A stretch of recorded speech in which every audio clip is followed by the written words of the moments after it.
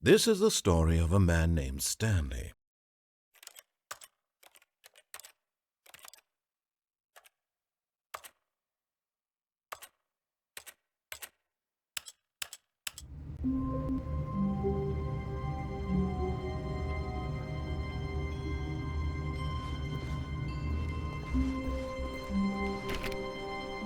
All of his co-workers were gone. What could it mean?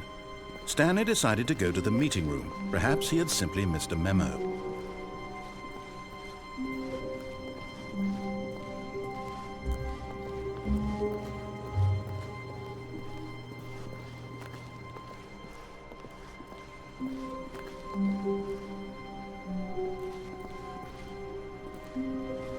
When Stanley came to a set of 2 open doors, he entered the door on his left.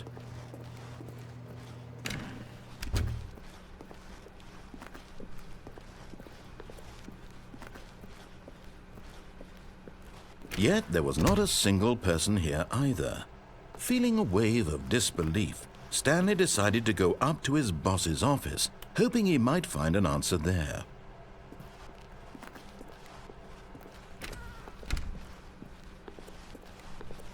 Coming to a staircase, Stanley walked upstairs to his boss's office.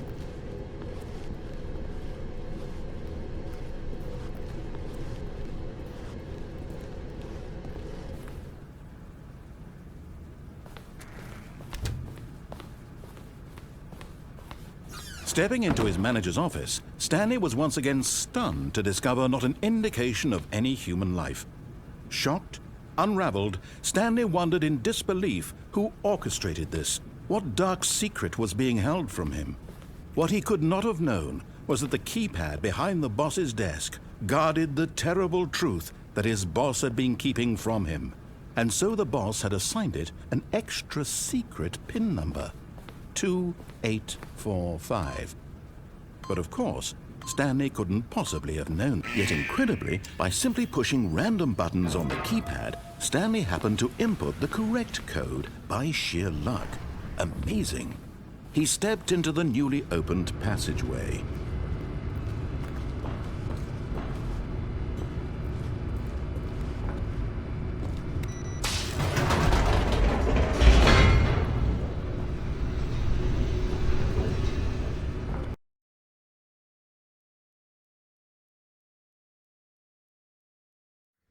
Descending deeper into the building, Stanley realized he felt a bit peculiar.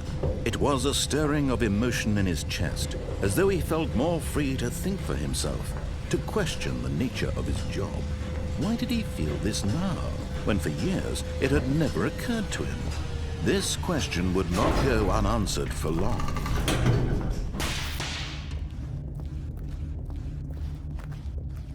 Stanley walked straight ahead through the large door that read Mind Control Facility.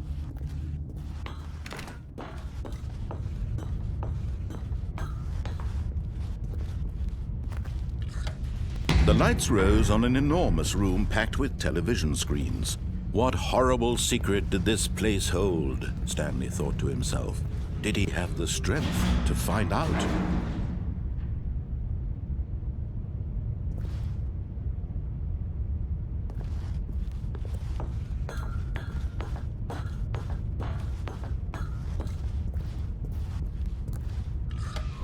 Now the monitors jumped to life, their true nature revealed. Each bore the number of an employee in the building, Stanley's co-workers. The lives of so many individuals reduced to images on a screen, and Stanley, one of them, eternally monitored in this place where freedom meant nothing.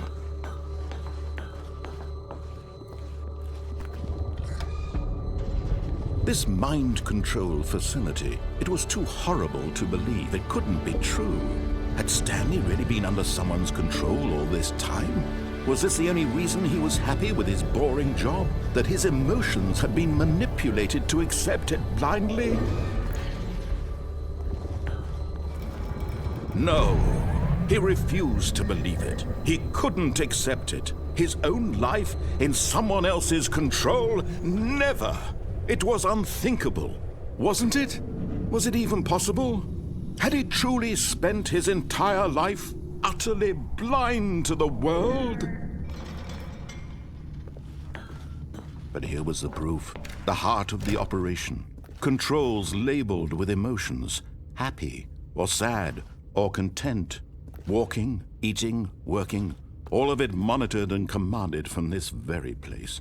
And as the cold reality of his past began to sink in, Stanley decided that this machinery would never again exert its terrible power over another human life, for he would dismantle the controls once and for all.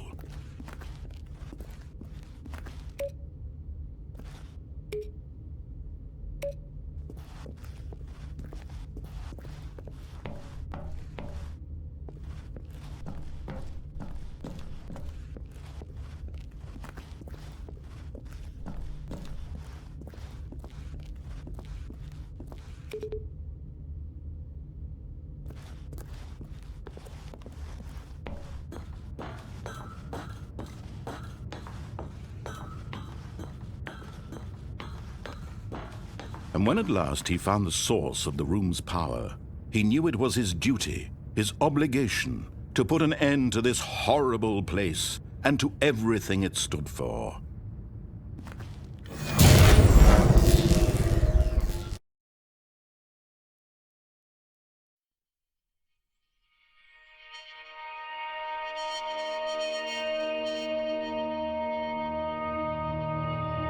Blackness and a rising chill of uncertainty. Was it over?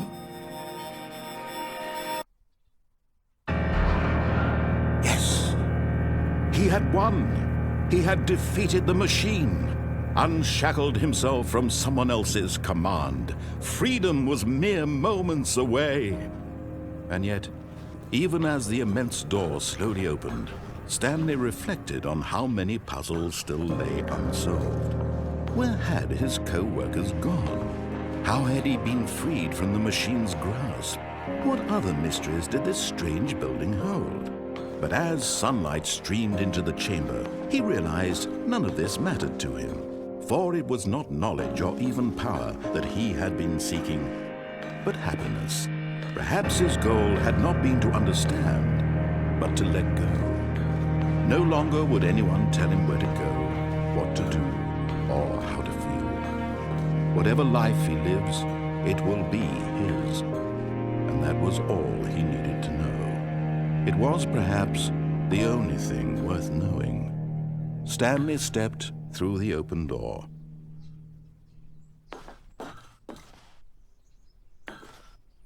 Stanley felt the cool breeze upon his skin, the feeling of liberation, the immense possibility of the new path before him. This was exactly the way, right now, that things were meant to happen. And Stanley was happy.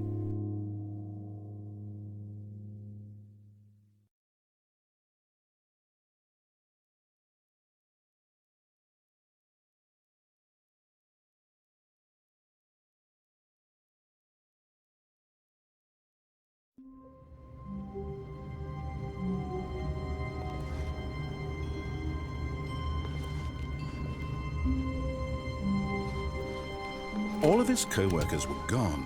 What could it mean? Stanley decided to go to the meeting room. Perhaps he had simply missed a memo.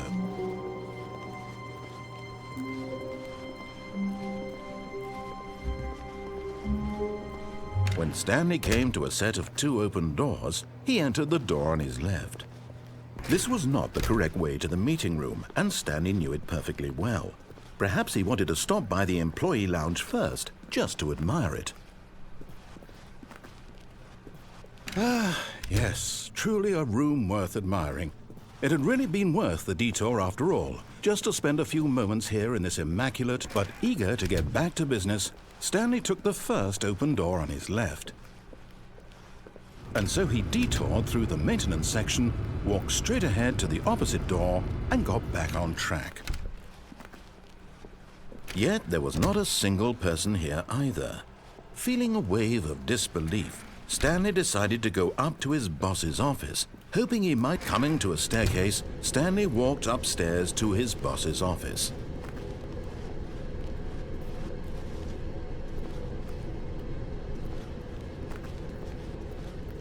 But Stanley just couldn't do it. He considered the possibility of facing his boss, admitting he had left his post during work hours. He might be fired for that. And in such a competitive economy, why had he taken that risk? All because he believed everyone had vanished? His boss would think he was crazy. And then something occurred to Stanley. Maybe, he thought to himself, maybe I am crazy. All of my co-workers blinking mysteriously out of existence in a single moment for no reason at all? None of it made any logical sense. And as Stanley pondered this, he began to make other strange observations. For example, why couldn't he see his feet when he looked down? Why did doors close automatically behind him wherever he went? And for that matter, these rooms were starting to look pretty familiar. Were they simply repeating? No, Stanley said to himself, this is all too strange. This can't be real. And at last, he came to the conclusion that had been on the tip of his tongue. He just hadn't found the words for it. "I'm dreaming!" he yelled. "This is all a dream." Oh, what a relief Stanley felt to have finally found an answer, an explanation. His co-workers weren't actually gone. He wasn't going to lose his job. He wasn't crazy after all. And he thought to himself, I suppose I'll wake up soon. I'll have to go back to my boring real-life job pushing buttons. I may as well enjoy this while I'm still lucid. So he imagined himself flying and began to gently float above the ground. Then he imagined himself soaring through space on a magical starfield, and it too appeared. It was so much fun, and Stanley marveled that he had still not woken up. How was he remaining so lucid? And then perhaps the strangest question of them all entered Stanley's head. One he was amazed he hadn't asked himself sooner. Why is there a voice in my head dictating everything that I'm doing and thinking?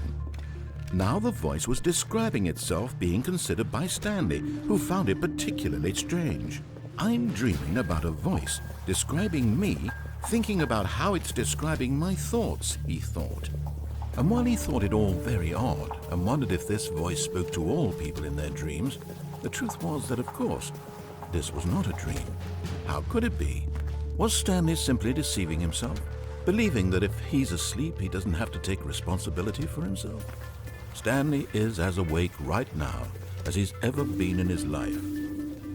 Now, hearing the voice speak these words was quite a shock to Stanley. After all, he knew for certain, beyond a doubt, that this was in fact a dream. Did the voice not see him float and make the magical stars just a moment ago? How else would the voice explain all that? This voice was a part of himself too. Surely, if he could just... He would prove it. He would prove that he was in control, that this was a dream. So he closed his eyes gently, and he invited himself to wake up. He felt the cool weight of the blanket on his skin, the press of the mattress on his back, the fresh air of a world outside this one. Let me wake up, he thought to himself. I'm through with this dream. I wish it to be over. Let me go back to my job. Let me continue pushing the buttons. Please, it's all I want. I want my apartment and my wife and my job. All I want is my life exactly the way it's always been. My life is normal. I am normal. Everything will be fine. I am okay.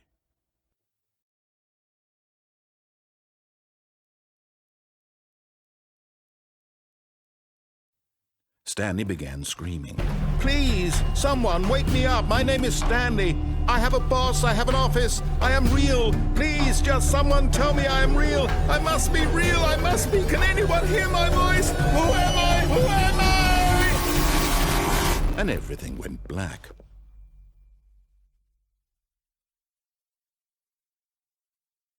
This is the story of a woman named Mariella. Mariella woke up on a day like any other. She arose, got dressed, gathered her belongings, and walked to her place of work. But on this particular day, her walk was interrupted by the body of a man who had stumbled through town talking and screaming to himself, and then collapsed dead on the sidewalk. And although she would soon turn to go call for an ambulance, for just a few brief moments she considered the strange man. He was obviously crazy, this much she knew. Everyone knows what crazy people look like.